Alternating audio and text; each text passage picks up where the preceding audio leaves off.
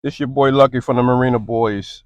I think practicing test runs is one of the most important things you can do before you really start to, you know, bet big wagers on the bets that you want to bet on, because it gives you the feeling. It gives you when you are feeling it to do so. You know, most people don't like to do that because it's time consuming, and then it takes a separate department of having that money, that money that you're going to set aside just for practice and test runs. But they don't realize, a lot of times if you want to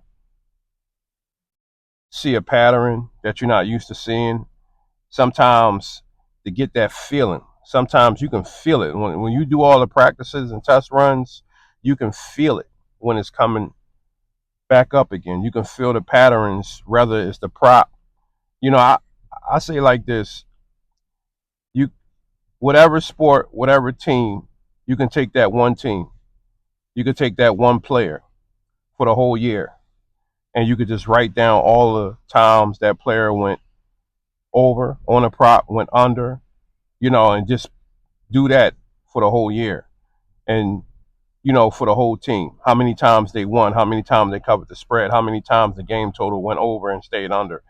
You know what I mean? If you go a whole year with practicing and test runs, and you got notes, your following year, you up the wager, you're gonna be a beast.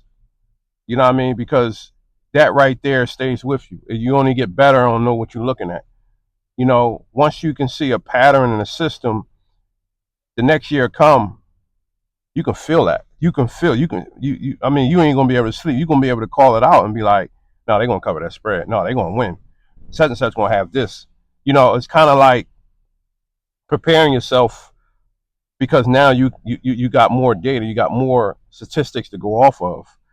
So I would suggest, that you have a separate um, bankroll just for practice and test runs, and don't worry about the losses on that, because failure leads to success.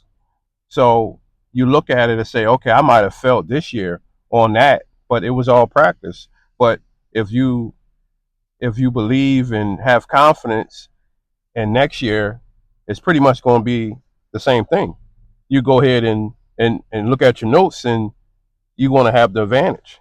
Now you change the wager to a higher number, and you make all your money back that you've been losing when you was practicing test running.